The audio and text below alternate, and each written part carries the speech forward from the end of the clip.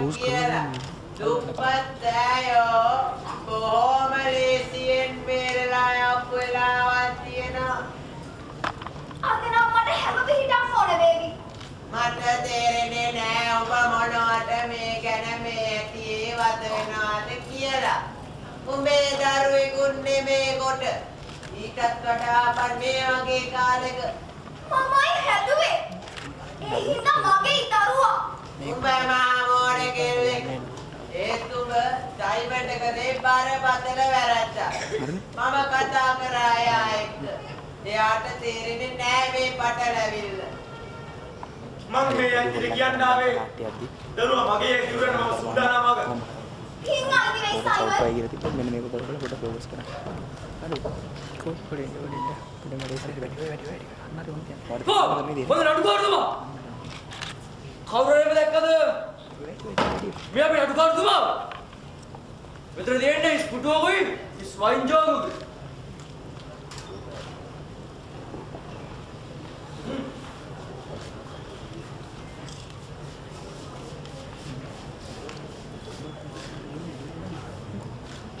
හොඳකට තියෙන්නේ සාමාන්‍ය අකුණෑනක. මට උන්ගේ දාඩිය ගැන රුස්සන්නේ. ඒකද මගේ නායක දැනෙච්චා. මගේ ඉස්සරහට අල්ලනවා. කියන කරන දේ ගැන ප්‍රවේශමෙන් මැදිනිය. මම මොකද කිව්වේ නෑ. මං ආදරේ මිනිස්සුන්. අහිංසක දුප්පත් මිනිස්සුන්. ඒත් උන්ගේ දාඩිය ගැන තමයි මට රුස්සන්නේ නෑ. මැදිනියනි ආදිපාදිතුමා අලුත් නඩුකාරයෙක් පත් කරන තුරු අපි රට ප්‍රවේශම් කරගෙන ඉන්න ඕනේ. උල්ලා!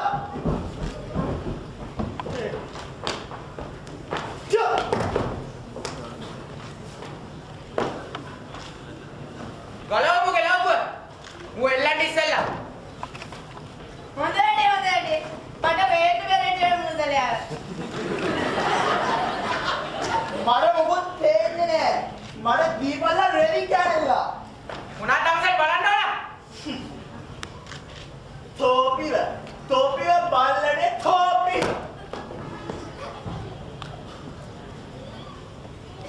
තෝපි ගාලා බූට් සලත්තු වෙන නෑ. මට පයි පාරක් ඒවාන ඉන්න.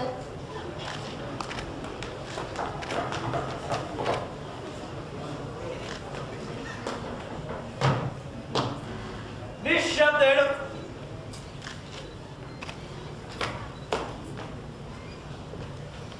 ලෝකානෝර නඩුකාර පදවිය සම්බන්ධව මහා ආධිපතිතුමා මේ විදිහට පත්වීමක් කර දෙනවා. මේ රටට ඉතාම දයාවරු ජීවිතයක් ගැලීමේ සුරගෙන එක්තරා පුද්ගලයෙක් ලෝකානෝර අසඩක් නැති පුද්ගලයාව අවිනිශ්චයකාර පරිදියට පත් කරනවා. ඔය පුද්ගලයා අර ඉන්නේ උන්ට එනවා. තොපිට උන්මාද නේද? අර යා අප්පුඩි ගැහුවා. නඩුකාරයා දැක්කනම් මේව බලන්න පුළුවන් දෙල්ල. මේක මහා විපත්තියක්.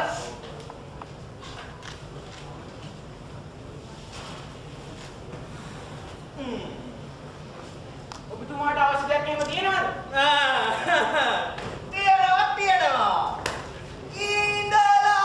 ඉඳලා. තෝපි එකකුගේ දෙන්නෙකුගේ හෝම්බට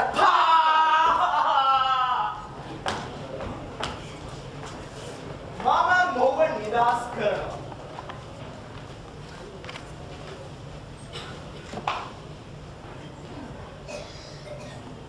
ෂව්! ගෙනෙව් මට හොඳ රතු වයින් ජෝක්. හොඳ සැර ජාති.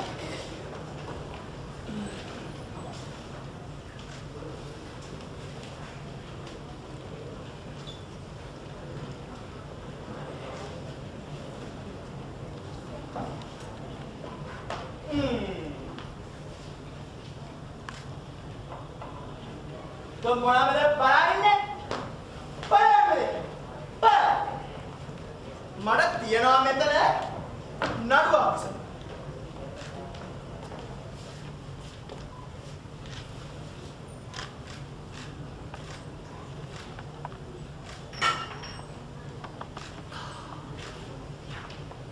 මගේ පපුව කකිය.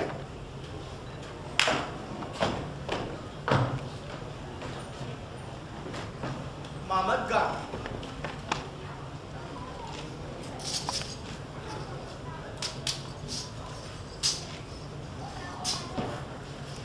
පිනිදියේ ලිද පුරවන්න බැහැ කියනවා.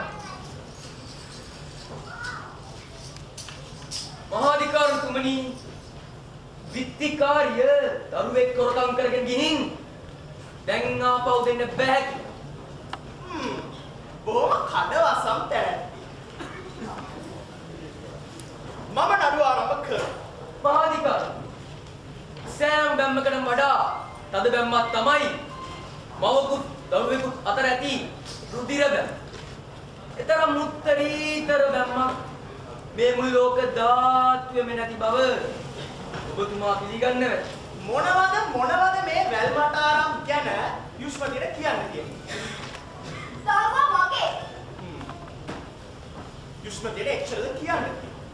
මේ උසාවියේ යුෂ්මතියට පුළුවන් මේක ඔප්පු කරලා පෙන්නන්න. මම්මට පුළුවන් හැටියට දරුවා හදාගත්තා. මං බඩගින්න තිබ්බේ නෑ දරුවා.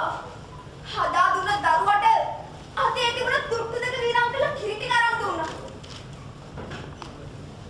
මහාධිකාරතුමනි ඔබතුමාට දැම්මම පෙනී යන ඇති මෙන්න මේ තැනැත්තිය මේ දරුවා සම්බන්ධයෙන් කිසිම ලේනෑකමකට හිමිකම් නොකියනවා. ආව් මට පේනවා. එහෙමයි මහාධිකාරතුමනි.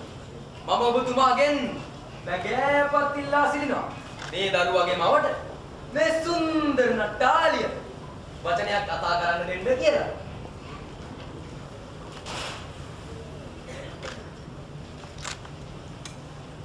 මට අතිදින මේ දරුවෙන් මිදීමට මාගේ දරුවා මාට නවත් ලබා දෙන ලෙස ඔබතුමාගෙන් යටත් ඉල්ලා සිටිනවා.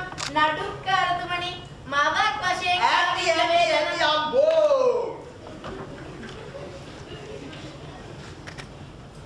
මම යුෂ්මතියගෙන් එක ප්‍රශ්නයක් අහනවා. කුයි විදියේ දරුවෙක්ද මේ දරුවා? මම අහන්නේ කාලකන්ණියෙකුගේ කාලකන්ණි පැටියෙක්ද? ඒ වගේ වැදගත් උසස් පවුලක පැටියෙක්ද? දරුවා සාමාන්‍ය පැටියෙක්. නෑ මම අහන්නේ නිකන් නම්බුකාර පෙනුමක් එහෙම තිබුණාද මුලින් ඉඳලා? මං දන්නේ මොනේ මැද නමයක් තිබුණා. මොන වැද නමයක් තියෙන්නේ. ඒක බොහොම වැදගත් උත්තර. ඒ වැඩි දුර යන්නේ නෑ මම. උඹලගේ බොරුවට මං කන් දෙන්නෙම නෑ. විශේෂයෙන් උඹේ බොරුවලට මං කන් දෙන්නෙම නෑ. උඹලා ඔක්කොම හොරු මං දන්නවා උඹලගේ සේප්පට විච්චා. අපි දන්නවා සේප්පට විච්චා අපි දැන් කරපැත්තේ හමුන කොදිය. නිස්සබ්ද වෙන්න. උඹ මොකද ගත්තේ නෑ මම. මට දෙන්න දෙයක් නෑ ඔහෙට. හරියට හරි. හිඟන්නන්ගේ කිසිම දෙයක් නෑ මට. ඒ යුක්තිය ඕනේ තෝපි හැමෝට.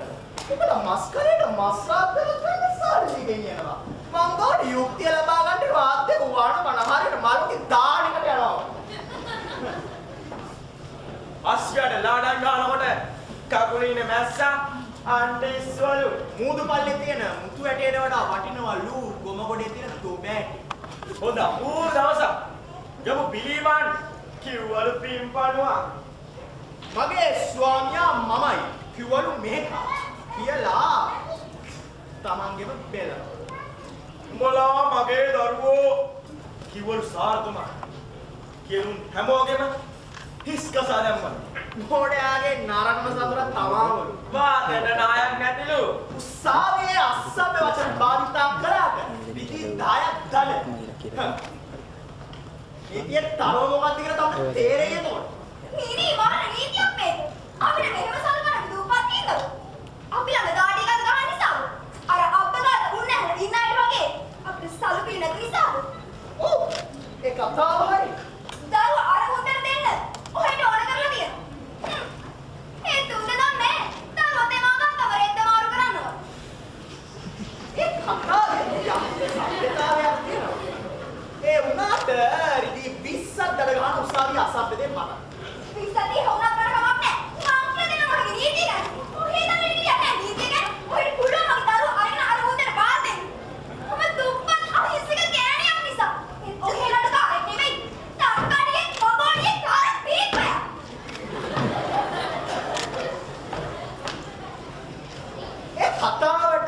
30ක්.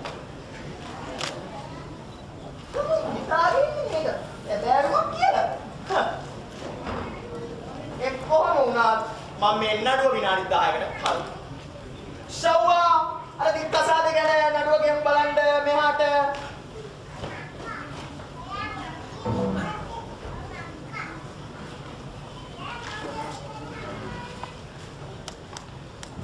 ඒ කොහොම වුණත් මම මේ නඩුව ටිකකට කලින්.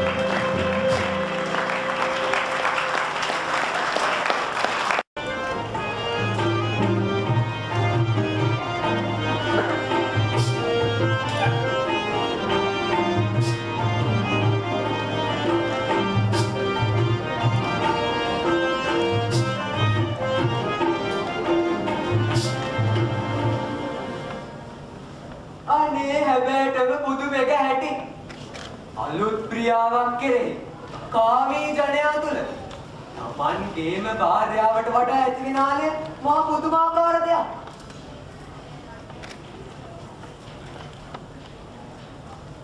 මොකද මේ වසන්තක තාමත් නැත්තේ? මේ රහස දේවිය දැනගත්තවත්.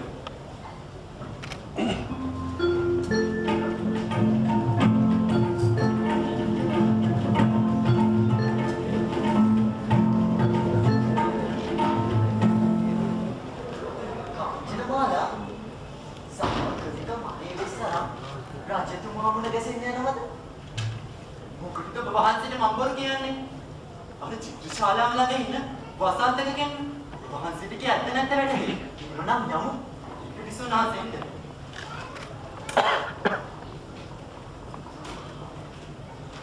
චිත්‍රශාලාව ළඟ අඩි සද්දයක් ඇහෙනවා. සාගරිකා එවිත්ලා වෙන්න ඇති. පිටිසුනාස මේ මේ චිත්‍රශාලාව මම වසන්තකට සංඥාවක් කරනවා.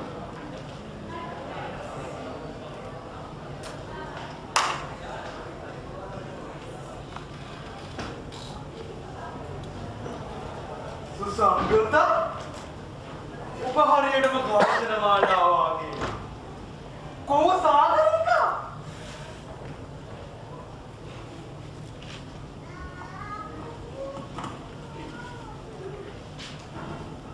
නම් වාසව දත්තා දේවියමයි. මුනවා මාව හඳුනාගත්තවද? පින්වතිය සාගරිකා මෙහින් එන්න. ඔය වචන හොඳට මතක තියාගන්න.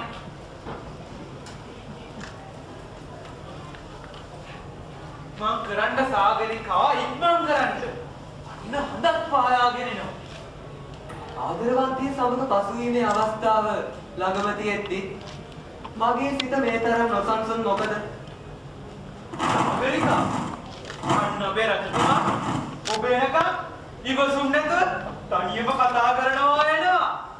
මෙහෙන් ඉන්න මම ගිහින් කියන්නම් ඔබ ආපව. රජතුමනි ඔබට හරිම වාසනාවන්තේ. අන්න සාගරිකව එක්කලා.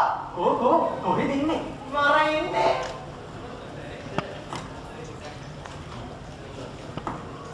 ප්‍රිය සාගරිකා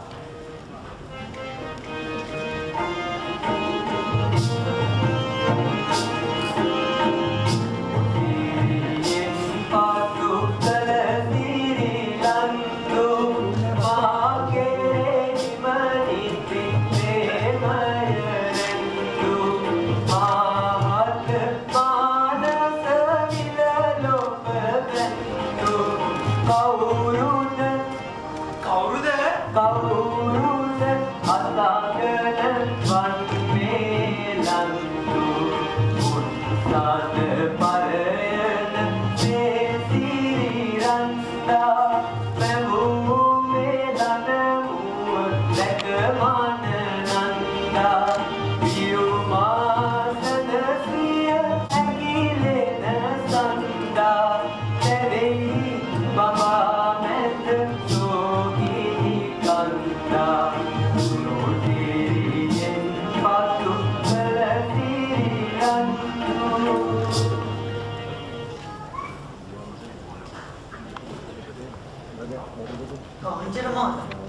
රජතුමා මට ආයෙත් මේ වගේ කතා කරයිද?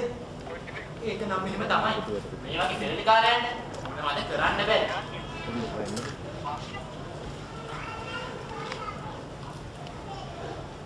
සාගරිකා කඩගාටු වෙන්න එපා. රජතුමා එක්කලා ටිකක් කතා කරන්න.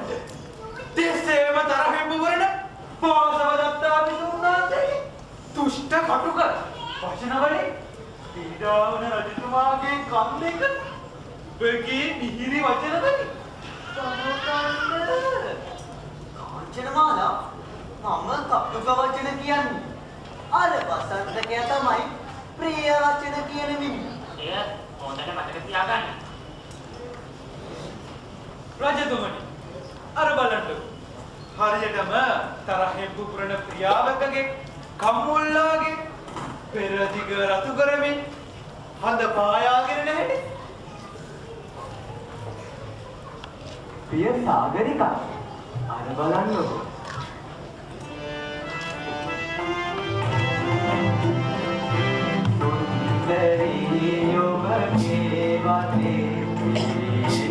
ආරාධිත කුණ්ඩනා කඳුවෙමින් දෙලියෙන් විතානදි එනහි ඉරිමත උනා මූණ පෙන්වර පාගයන් පිළියෙන් පුරා කපුලයි දිගේ දෙවිනි රසඳුන් දෙවි සනසයි සරායුග නෙත මගේ දෙවිනි රසඳුන් දෙවි සනසයි සරායුග නෙත මගේ තුමනි මමද සාගරික ගෙලින් තියෙන ඔබට සේරම මේ සාගරික වගේ මොනවා මේ වාසනා තනේ වසන්තක මේ මොකද මේ සාගරිකද අනේ මන්දා ඉතින් ඉවරයි. සමා වෙන්න දේවිය සමා වෙන්න රජතුම එහෙම කියන්න එපා. ඔය වචන දැන් ගැලපෙන්නේ වෙන කෙනෙකුට. ඉතින් මොකද කරන්නේ? හොඳයි. මෙහෙමවත් ඉතින් වෙලා බලන්න ඕන.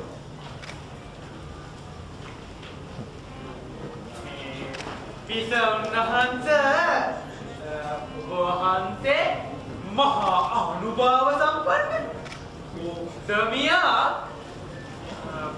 නීවත්තාවට විතරක් රජතුමාට සමාව දෙන්න වරදක් කියලා දෙකට අපේ මේ රජතුමා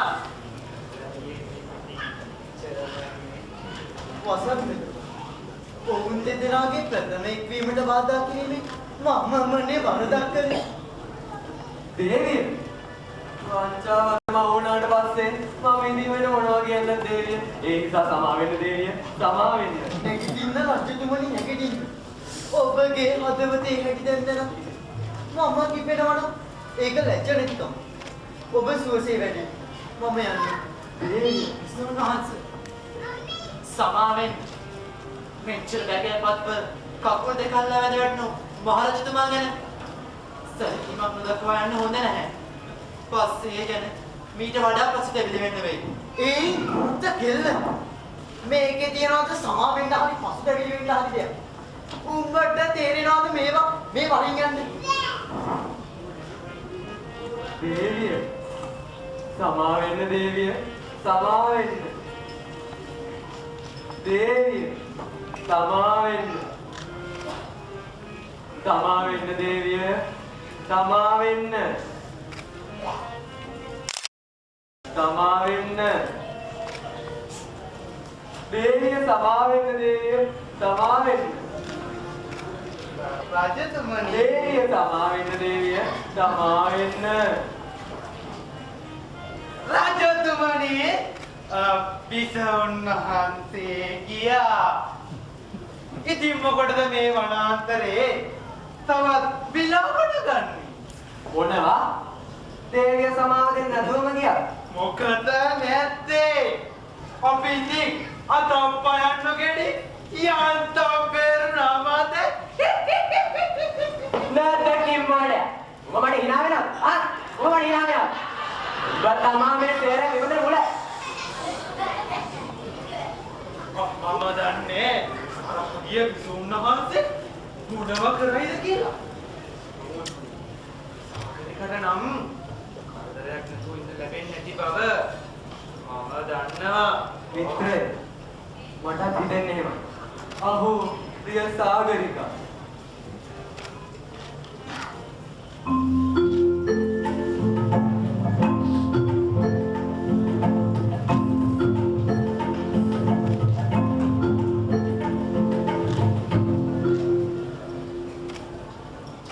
විසවගේ වෙස්සර චිත්‍රශාලාවෙන් පිට වුණා වාසනාවකට වගේ කවුරුත් දැක්කේ නැහැ. දැන් ඉතින් මොකද්ද කරන්න ඕනේ? රජතුමනි මොකද මේ ගොළුෙක් වගේ ඉන්නේ? මේකට මොකද්ද කරන්න ඕනේ කියලා කල්පනා කරන්නකෝ. ඒක තමයි මම මේ කල්පනා කරන්නේ. දේවිය සමා කරව ගන්න වැරෙන්න වෙන නම් කරන්න දෙයක් මට පේන්නේ නැහැ. අපි යමු ඈ සනසන්න පුළුවන්ද බලන්න.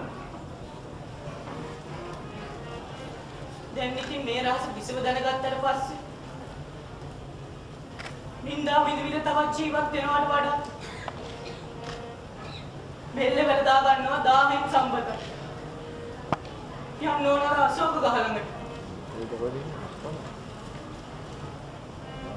ටිකක් ඉන්න රජතුමනි ටිකක් ඉන්න.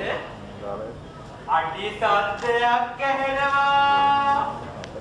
මට හිතෙන්නේ පස්සේ කනකාටු ඉදිලා පිටුනොත් ආපහු එනවා කියලායි. වෙන්න පුළුවන්. වෙන්න පුළුවන්. දේවිය බොහෝම අනුභව සම්පන්න කෙනෙක්. හොඳට බලන්න එනවද කියලා. හොඳමයි බලන්න. මම ඉතින් මේ මාදී වැලේ තොණ්ඩුවක් හදාගෙන අර අශෝක ගහේ එල්ලෙන්නවා. අහෝ පියාණනි. අහෝ මෑණිය. මම නාතුන් කාලකන්ණිය. දැන් ඉතින් මම මැරෙනවා. මේ කවුද? අපයි. වාසවදත්තා දේවිය නේද? රජතුමනි ඉක්මන් කරන්න. ඉක්මනට ඇවිත් බේරගන්න. අන්න දේවිය බෙල්ලේ වැල්දා ගන්න පතනවා. දේවිය කො? අර ඉන්නේ. අපොයි. මොකද්ද මේ කරන්න හදන අපරාධය? මෙහෙමත් මෝඩකම් කරනවා.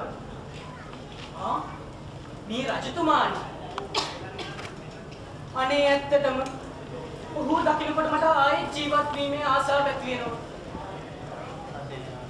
දැන් ඉතින් අවසන් වටවත් ඔහුව බලලා මැරෙන්න පුළුවන්. අතාරින්න රජතුමනි. මාව අතාරින්න. මම දැන් වහලින්. මට මැරෙන්නවත් මේ වගේ නිදහසක් ආයෙ නම් ලැබෙන්නේ. මේ වගේ සාගරිකනේ.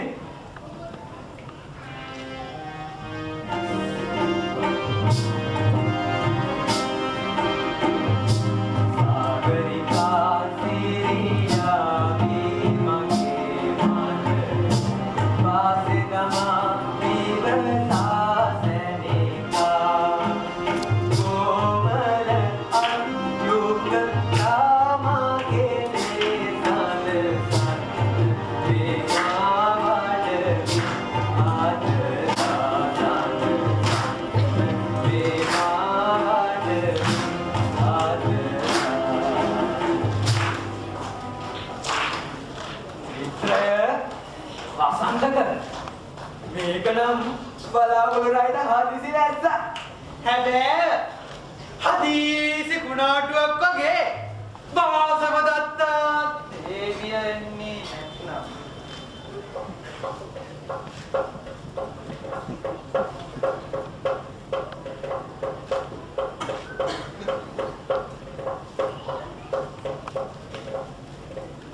රජතුමාලා දෙපා මුලද වැඩු රජතුමාගේ කිසි සැලකිල්ලක් නොදක්වා ආපු එක හොඳ නෑ නේද? ඒක මහා නපුරුකමක්. මම යනවා එතුමා සනසන. ඔබ වහන්සේම නිසා වෙන කවුද ඔබ කතා කරන්නේ? රජතුමාත් වැරද්දක් කරපු පාළියට ඔබ වහන්සේත් එහෙම කරන එක හොඳ නෑනේ. එහෙනම් විසුණු වහන්සේට ඕ මෝඩ කෙල්ල. මොකද බොය කලකිල්ල වගේ මගේ මනෝරථය නිෂ්ඵල කරන්න හදන්නේ. විසුණු වහන්සේ රජතුමා කතා කරනවා වගේ එනවා. මම හිතන්නේ ඔබ වහන්සේව සනසන්න මේ පැත්තට එනවා වගේ. එහෙනම් මම හොරින්ම පිටිපස්සෙන් ගිහින් කෙල්ලවලඳගෙන සනසන්න ඕන.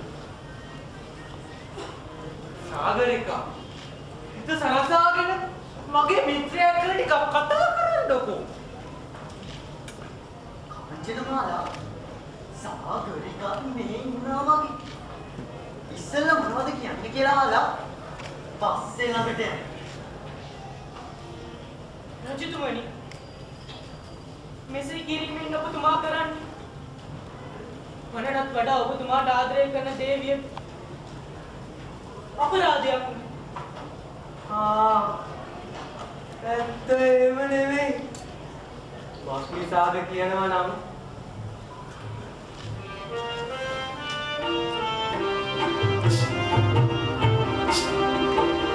සුසුමෙන් ඇයගේ සම්පිත වෙනිමම ආඩවි දෙක පෙම්බස් තොඩවි ඕබෙන් හැමයුග ඇකිලේ නොදුටු කාල දැකපත්ව පාපුල වැටේ ඇය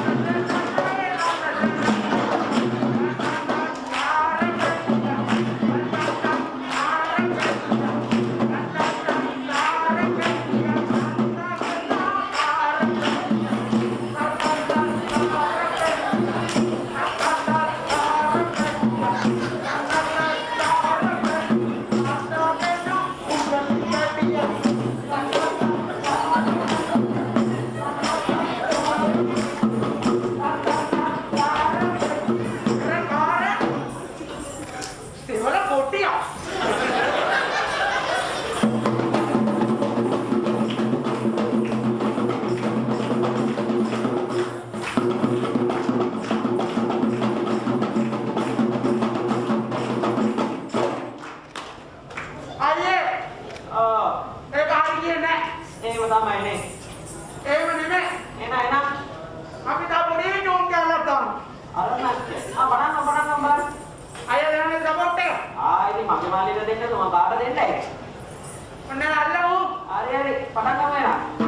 කාලිකාවියා.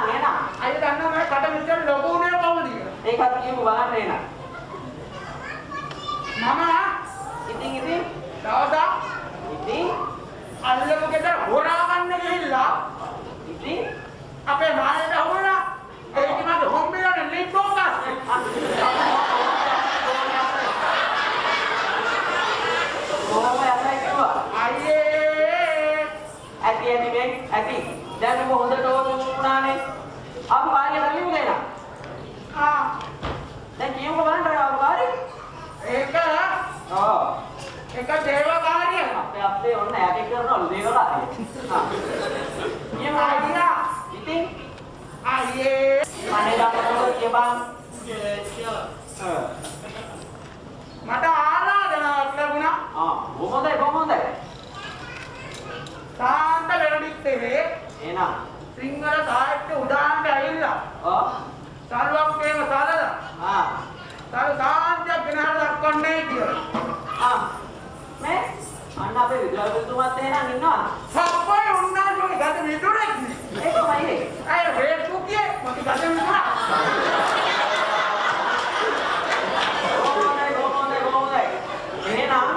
අපේ විදුහල්පති සහෝදරතුමාට අපේ ආරාධනය පිළිගෙන පැමිණ සිටින ප්‍රධාන අමුත්තා ඇතුළු සම්භාවනීය අමුත්තන් සියල්ලන්ට මේ සභාවට රැස් වෙලා ඉන්න සියල්ලෝටම සිතක් සාන්තියක් වෙන්නයි කියලා සලුවක් කෑම සලලා සලු පාරයක් ගෙන ආව දක්වමු. හොඳයි.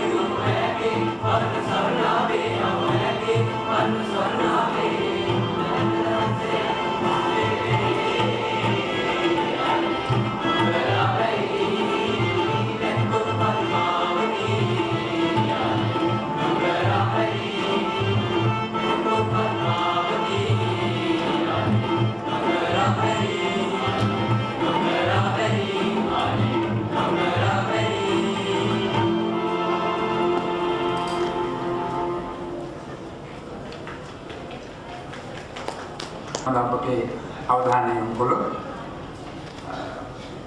ඉතාමත්ම දීර්ඝ කාලයක් ලංකාවේ පැවතුණු අපිට කියන්න පුළුවන් එක්තරා විදිහක සම්භාව්‍ය ගණයට අත්වන නාට්‍යයේ වල කොටස් තෝරාගෙන තිබුණා. ඒ තෝරා ගැනීමේම ඉතා ප්‍රශස්ත මට්ටමක් අපිට දකින්නට ලැබුණා. ඒ වගේම දීර්ඝ කාලයක් අපි මේ නාට්‍ය නරඹා තිබුණා. නැවතත් ඒවා ඉදිරිපත් කරනකොට කොයිතරම් සංවේදී සහ රංගමය කාර්යයන් ඔවුන් ඉදිරිපත් කරන්න උත්සාහගෙන තිබුණාද කියන කරුණ ගෞරවපූර්වකව සටහන් කළ යුතු තිබෙනවා. විශේෂයෙන් පුංචි අපට දැන තේරෙයි හුණුවටේ කතාව දැන් දශක ගණනාවක් අපි නරඹලා රසවිඳින නාට්‍යයක්. නමුත් මේ කුඩා දරුවන් නැවත මෙහි රංගගත කරනකොට අර මුල් රසය පුළුවන් තරම් දුරට රැක ගන්නට ඕන ධර්ම මහන්සිය අපි දුටුවා. එහිදී එනාගේ ගෘහශාගේ චරිතය නම් මම හිතන්නේ වෙනත් පාසලක දියණියක් වෙන්න ඕන. මා විශේෂයෙන් කියන්නට ඕන ඒ දියණිය රංගනයෙන් ඉතාමත්ම විශිෂ්ට අනාගතයක පෙරමිති දක්වනවා. ඉදිරිපත් කළ ගෘහශාගේ චරිතය අපට ඒ බවද පෙන්වන්න කළා. ඒ වගේම අසඩන්ගේ චරිතයක් අපට මතකයේ දින විදිහට පුතා අසඳ ඉදිරිපත් කළා. රත්නාවලි නාට්‍යයේ උදේන රජුගේ ගීත මිහිරියාව විශේෂයෙන් සඳහන් කරන්නට ඕන. සංස්කෘත නාට්‍ය වැදගත් කොටසක් සංගීතය. ඒ වගේම වාසවදත්තා සහ සාගරිකා චරිතවලට අනදුන්නු ඒ පුතාලා අපව ගෙන යනවා නෘත්‍ය නාට්‍ය ශෛලියට පෙර අපේ රටේ තිබුණු ගැමි නාටක සොකරි කිඳුරු නාටකම් කෝලම් මේ වගේ දේවල් අප දන්නවා කාන්තා චරිත එදා රඟපෑවේ පිරිමියා විසින්මයි. ඉතින් මේ බාලක විදුහල් වලට මේ අභියෝගයට මුහුණ දෙන්නට වෙනවා.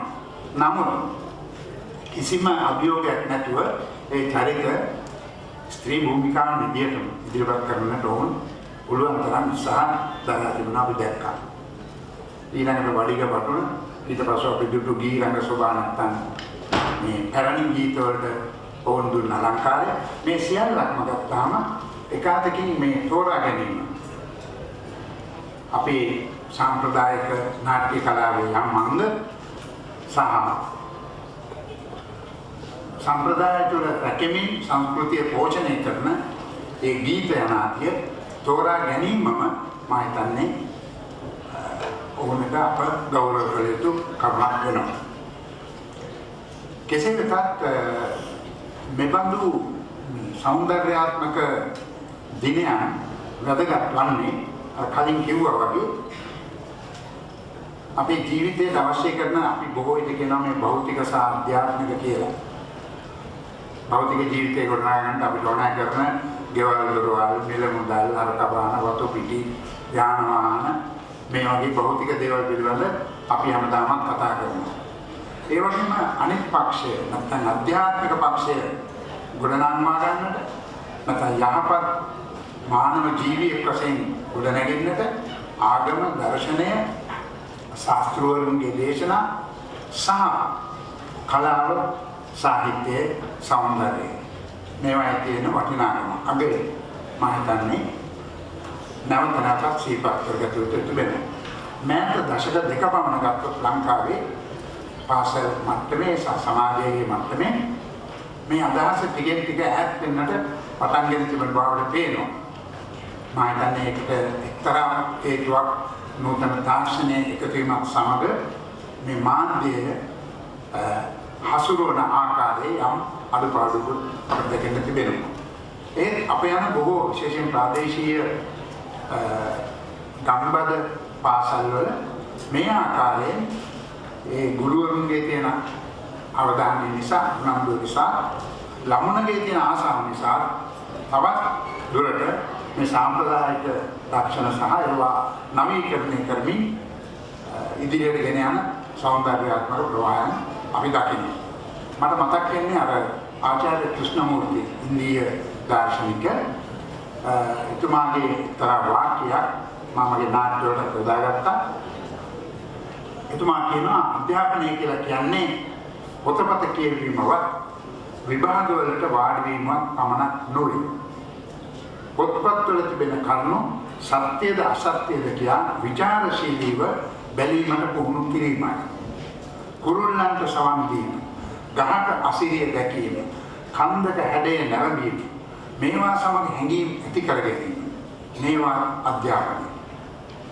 මම සංකේතාත්මකව කියන්නේ පන්තියේ විද්‍යාර්ථීන් එපිට නැත්නම් පාසලේ ගොඩනැගිල්ලෙන් මෙපිට එයින් පිටත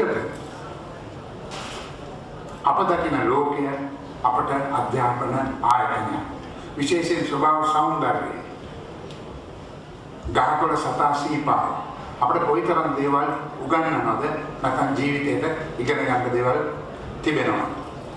ඉතින් ඒක නිසා මා හිතන්නේ පාසල් විෂය ධාරාව අප අත්‍යවශ්‍යයෙන්ම නිශ්චිත ලෙස ඉගෙන ගත යුතුයි. විභාග වලට පරීක්ෂණ වලට සූදානම් විය යුතුයි. නමුත් ඒ හා සමානවම පන්ති කාමරයෙන් පිටත සමාජ ජීවිතයක් සෞන්දර්යයක් අපි අගය කොට නිර්මාණ ජීවිතයකට ඇතුළු වීමක් අප විසින් සූදානම් විය යුතුයි. අපි පොඩි කාලේ මේ නාට්‍ය, සංගීත, ගීත, නැටුම් වලට පාසල් වල විශේෂයෙන් එකතු වෙන්නේ ආසාවෙන්. දැන් මම ධර්මයේ මායතන පුංචි කාලේ අපි පාසල් වලදී ඔය විවිධ ප්‍රසංග නාට්‍ය වලටම අතුළු වුණා. ඒවා කළා. ඒ ආසාව නිසා දැන් අපි දැකන බොහොම ඒ මුහුණු වල තියෙන සතුට. විශ්වනාථගේ චරිතයන්ද ඒ සතුටෙන් තමයි ඉන්නේ. ටිකක් දුක්බර ජවනිකාදී සතුටෙන් තමයි ඉන්නේ.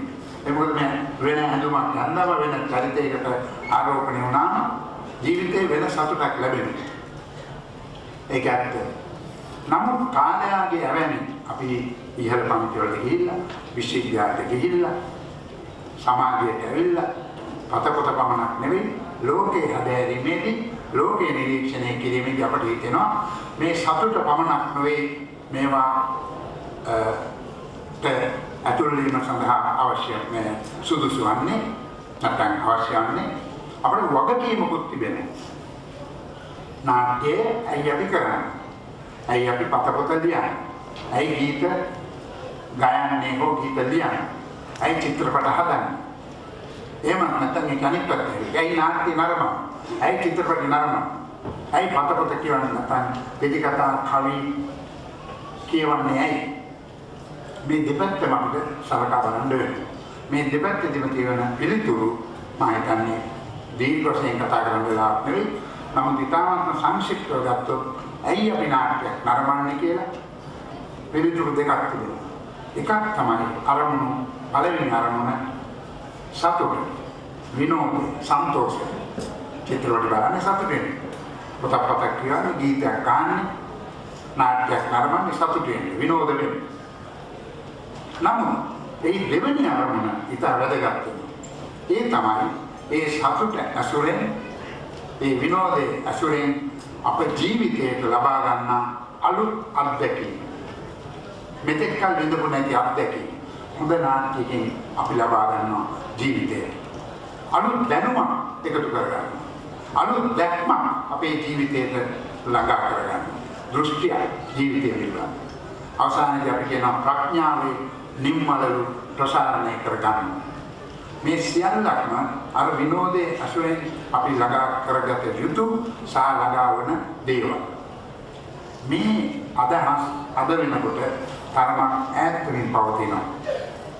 තරඟකාරී ලෝකයක දඩිපිලි සමාජයක විභාග තරඟ මේවා පසුපස්සේ හඹා යන යුගයක මේ අරමුණු අයින් වෙලා හුදු විනෝදය නැත්නම් විශේෂ නාට්‍ය අනාදී හුදු හාස්‍ය සඳහා පමණක් අපිට දෙන්න තිබෙනවා. මේක අවාසනාවන්ත තත්ත්වයක්. ඒ නිසා මේ කීර්තිමත් විදුහල මා හිතනවා දීර්ඝ කාලයක් ඔවුන්ගේ යුතුයකම් වගකීම් ඉටු කළා. එහි ඉතා බලසාර ප්‍රතිඵල අපට පේනවා. පසුගිය වසරේ ඉදිරිපත් කළ සමරු කලාපයේ රටට කොයිතරම් වැඩදායක අතිශය ප්‍රශස්ත කලාකරුවන් මේ කීර්තිමත් විදුහලෙන් සමාජයට එකතු කරලා කියන කරුණ. ඉතින් අපට විශ්වාසයක් තිබෙනවා ඉදිරියේදී අනික අද මේ දුටු දේවල් අපි කියන්නේ මේ ඉතාමත්ම විශිෂ්ට තාම ඉහළ මට්ටමේ ජවනිකා කියලා. නමුත් ඒ මා කිව්වේ ඒ තෝරාගෙන ඒ සඳහා උනන්දු දැන් ගීත ගායනා කරන අපි දැක්කා. ඒ ගීත ගායනා කරන තොංගේ තිබුණු සංයමය විනය මා කියන්නේ කෙනෙක් හිතගෙන ගීත ගායනා කරන්න අවශ්‍යයි කියලා. අපිත් නටනවා සමහරවිට ගීත ගායනකොට ඒ අවශ්‍ය වෙලාව. හැබැයි මේ සාම්ප්‍රදායික දේවල් ආරක්ෂා කරගෙන යනකොට ඒ සඳහා අවශ්‍ය හැඩය අපි ආරක්ෂා කරගත යුතුයි. මාගමසේකර ශූරීන් කියනවා වගේ සම්ප්‍රදාය කියලා කියන්නේ ගතානුගතිකත්වයේ නොවේ. එහෙමනම් අපිට ඉදිරියට යන්න බෑ. එකම දේ ඉතුරුයි. නමුත් දීර්ඝ කාලයක් මුළුල්ලේ තමන්ගේ ආත්මයට කාවැදී තිබී නිරායාසයෙන් කලා කෘතියට සාහිත්‍ය කෘතියට ගලායන ගුණය අපේ සම්ප්‍රදායයෙන් හඳුන්වනවා. ඒ නිසා කුඩා කාලයේදීම අපේ සංස්කෘතිය අපේ සම්ප්‍රදාය පිළිබඳ ඕනට යම් දැනුමක් හැඟුමක් ඇති කරොත් වියපත්තුනට නැත්නම් වයසත් අත්දැකීම් සමග ඉදිරියට යනකොට මේ සම්ප්‍රදාය අසුරු කරගෙන නවීන ලෝකයේ හදාරමින් නව නිර්මාණ නව ආකෘතිය නව ශෛලීන් බිහි කරන්න උත් පුළුවන්. හැබැයි මේ අපේ එකම සබාවයි. අපි හැම වෙලේම කියන්නේ තමන්ට දැනෙන දෙයක් කිසියම් ආකාරයක හැඩයකින් අනුන්ට ප්‍රදානය කරන තමයි කලාව කියලා අපි හඳුන්වනවා. තමන්ට දැනෙන අත්දැකීම තමන්ට පපුවේ තියාගෙන ඉන්න බෑ. මේක කුඹුරලා ඉන්න ඕන. තවකට කියන්න ඕන. හැබැයි මේ මම වගේ අහගෙන ඉන්න බැරි විදිහට කතා කරලා නෙමෙයි. ඍජුව නෙමෙයි. කෙලින්ම නෙමෙයි. කලාකරුවෝ සාහිත්‍යකරුවෝ කරන්නේ ඒ තමන්ගේ තියුණු විශේෂිත ආකාරය. ඒ හැඩය ස්වර වලින්, වර්ණ වලින්, ශබ්ද වලින්, රූප වලින් අභිනයෙන් වෙන්නට පුළුවන්. ඒතකොට මෙන්න මේ හැඩය සහ මේ අත්දැකීම සෞන්දර්යාත්මක අපට කෙනෙකුට ප්‍රදානය කරන්නට පුළුවන් නම් විවිධ මාධ්‍ය ඔස්සේ චිත්‍ර, මූර්ති, කැටයම්, ඡායාරූප, සංගීත, නර්තනය, සිනමාව, නාට්‍ය, කෙටිකතා, නවකතා, කවිය මේ ඕනෑම මාධ්‍යයක් ඔස්සේ ඒ විශේෂිත අත්දැකීම යම් හැඩයකින් අපට ප්‍රදානය කරන්න පුළුවන් නම් මම හිතන්නේ අපට තිබෙන වගකීම තරමක් හෝ ඒකෙන් සාර්ථක වෙනවා. මා කල්පනා කරන විදිහට අපට සතුටු වෙන්නට පුළුවන් කරුණු රාශියක් මෙබඳු පාසල්වල මෙබඳු අවස්ථාවලට සහභාගී වෙන්න ළඟා කරගන්න පුළුවන්. අපි කියනවා අර නාට්‍ය ශාලාවට එන මිනිසා නෙවෙයි නාට්‍ය ශාලාවට පිටත් වෙන්නේ කියලා. එන්නේ ප්‍රේක්ෂකයෙක්, පිට වෙන්නේ රසිකයෙක්. ඒ හොඳ නාට්‍ය, උසස් නාට්‍ය නරඹන්නේ. ඒ වගේ මෙබඳු ස්ථාන වලට ආපුවම අපි කිසියම් වෙනසකට භාජනය වෙලයි එළියට යන්නේ. ඒ තමයි අපිට තවදුරටත් බලාපොරොත්තු තබාගත හැකි, විශ්වාසය තබාගත හැකි දරුණු පරපුරක් තාම අප අතර සිටිනවා කියන ඒ සතුටුදායක ආරම්භය. ඒ සතුට අපි තබා ගන්න. මම හිතන්නේ බෙවලි මිලරෝයි දැනි ගුරුවරු, ඒ වගේම සුසාන්ත වික්‍රමසිංහයන් ගුරුවරු තවත් සංගීතය සහ නාට්‍ය කලාව කෙරෙහි, සාහිත්‍ය කෙරෙහි අතිරේකව තමන්ගේ විශේෂ අතිරේකව කාලය විඩංගු කරමින් ජවසන අය විශේෂයෙන් විදුහල්පතිතුමා අපට ගෞරව කරන්නට වටිනා අපට සතුටු වෙන්නට පුළුවන් පරිසර නිර්මාණය කරලා තිබෙනවා. ඉතින් මා දීර්ඝ වශයෙන් කතා කරන්නේ අතිශයින්ම සතුටටපත් වෙනවා අද මේ කීර්තිමත් ඓතිහාසික විදුහලේ මේ සෞන්දර්යාත්මක හෝරා දෙක හෝ තුන රටේ අනාගතයේ පිළිබඳ පූර්ණ විශ්වාසයක් තියන්නට පුළුවන් දරු කලක් බිහිවෙන පෙරලකුණු ඔබ හැම මතු කර පෙන්නනවා. ඒ සඳහා ධෛර්ය දුන් සැමටම අපගේ ගෞරවය හිමි විය යුතුයි. අපගේ ප්‍රණාමය හිමි විය යුතුයි. දුරුදරුවන්ට ඔබ සියලු දෙනාටම නිරෝගී සම්පන්න ප්‍රඥා සම්පන්න අනාගතයක් ප්‍රාර්ථනා කරනවා. බොහොම ස්තුතියි.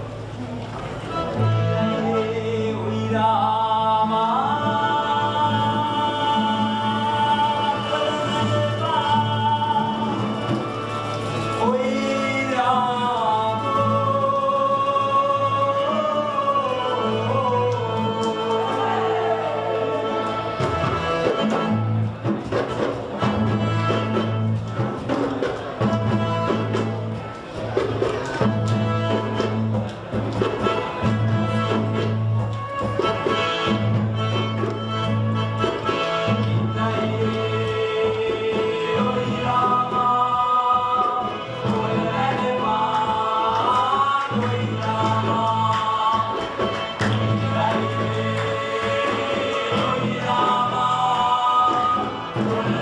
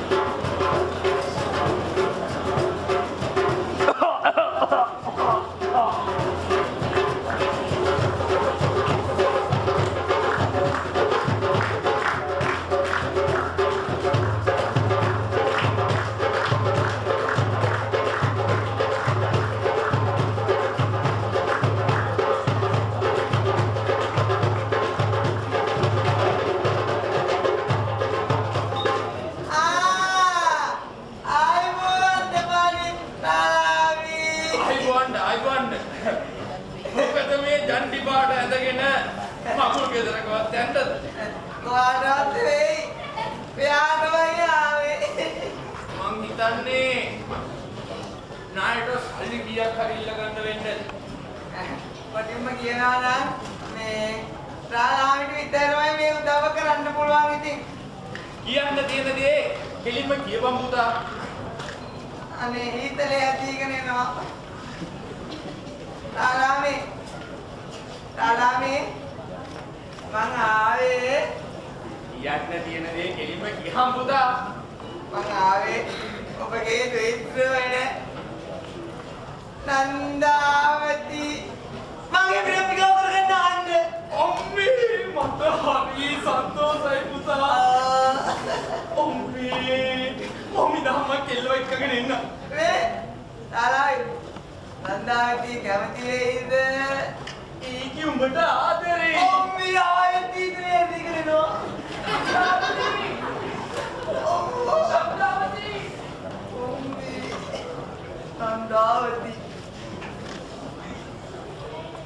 නන්දාවති ලස්සනයි.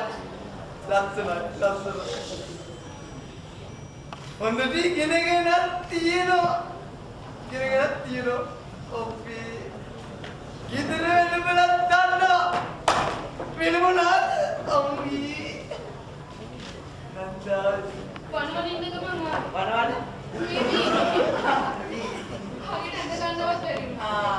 ඔන්නද කෑම කාලම යන්න ඕනේ. එපා. කෑම කාලයි ආවේ. එහෙනම් කවුලක්? හද නම් අවුව හොඳට පාය.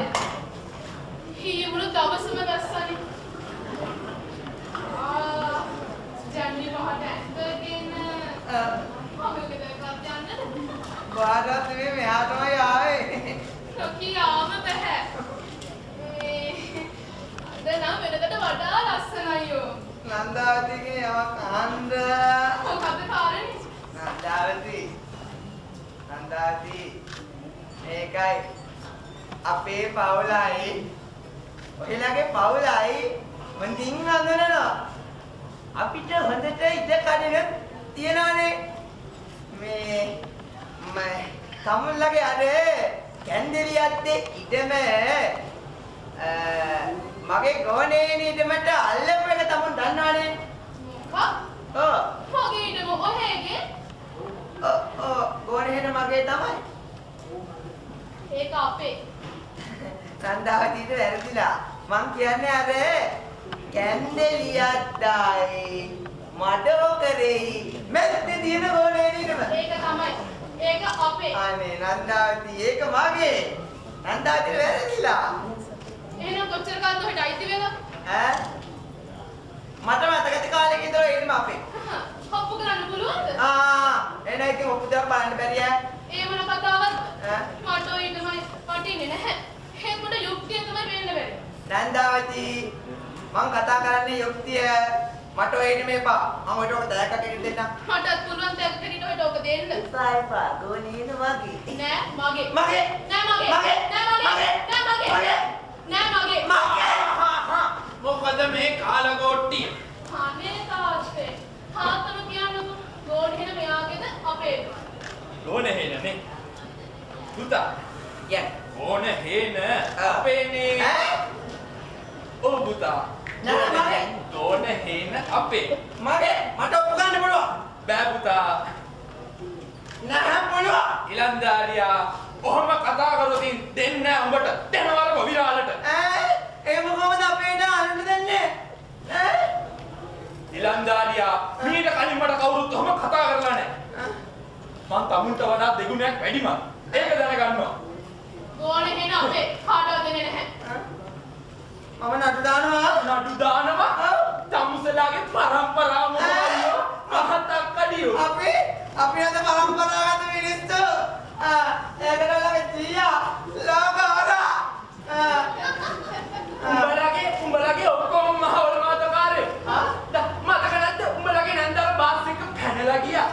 ඔයාලා නෑන්වා මේ වගේ දෙවිලි කාඩ් එකේ මේ පලාතවත් නැහැ. ඒ අම්මා කුඩි අම්මේ මගේ තනතියේ. යකෝ.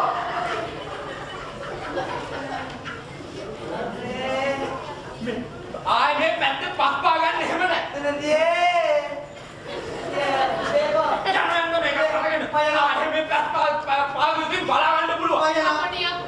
ඉඩම් කරා ගන්න. මේ හරකා මයන මොකක්ද තියෙන අහංකාරකම එනවා මෙතන තව අඟුල් ප්‍රස්තාවක් කතා කරන්න. මොකක්?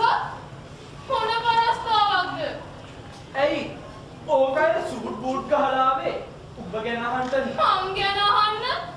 ආව කසාද බඳින්න? ඇයි තාත්තා මට මේවා කලින් නොකියුවේ? ඉතින් ඕකට නෙවෙයි ඔක ආවේ. ඒකට අඬ ගහන්න. අඬ ගහන්නේ කොහොමද? ආයේ ඔකට මම සාප ගන්නවා පලි ගන්නවා. මම මැරෙනවා මට අඬ ගහන්න. හිතහන් මොර දෙන්න නැතු. අයියෝ මම වගේ කාලකන්නේ.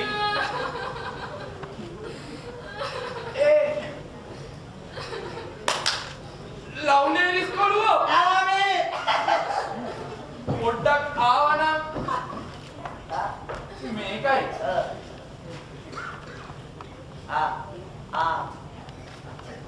ඔහොම ඉන්න මම කතා කරගන්න තීතලේ ඇති අනේ අපිට සමා වෙන්න.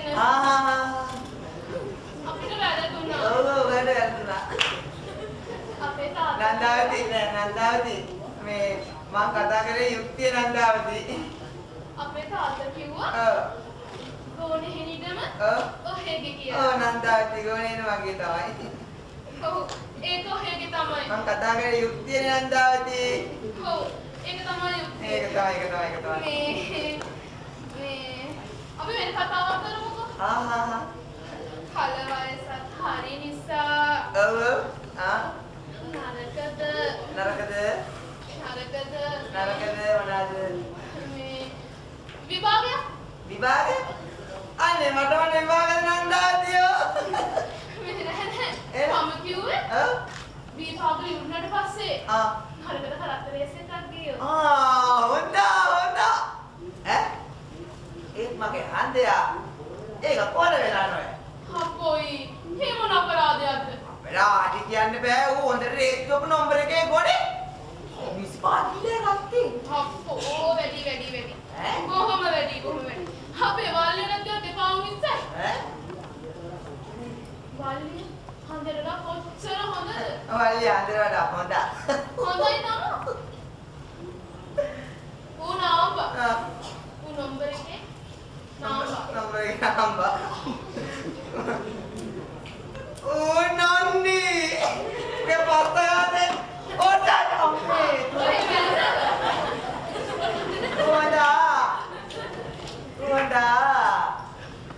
Gonda, goyang pagande, goda goyang pagande.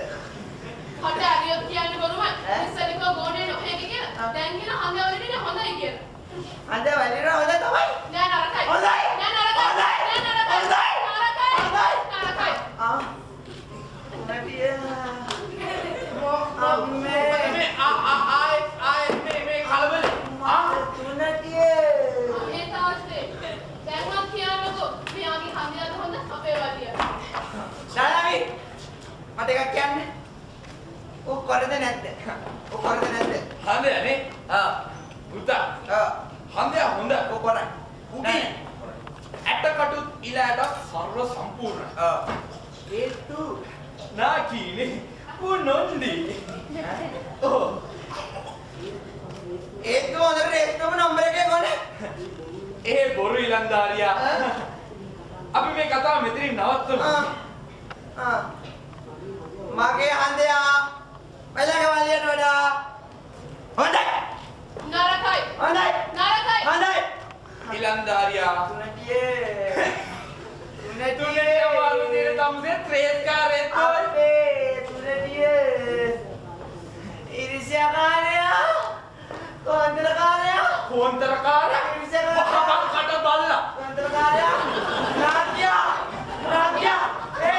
නාග්‍යා අට වහපන් බල්ලා. තියනවා වෙඩි තියනවා දැනගනින්. මල්ලෙකුට වගේ උඹට. පපුව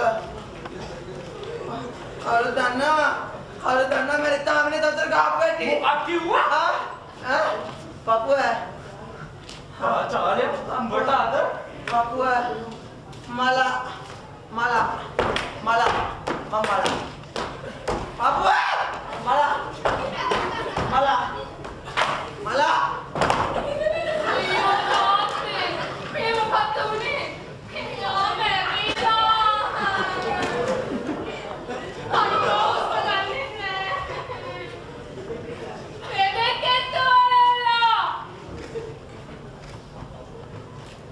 මේ නාඩි වැටෙන්නෙත් නැහැ. මම මැරිලා නේන්නම්. අයියෝ මම වගේ පව්කාරයෙක්. දැන් නම් මට ඉඳලා වැඩක් නැහැ.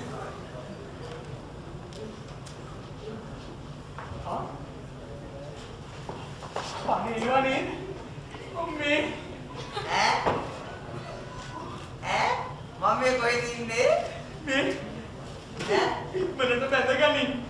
මේක කැමති. හන්දේට කැමතිද? පුරුවෝ මට කැමති. මට කැමති. ඔබේ ආයෙත් ඉඳලා දිගිනවා.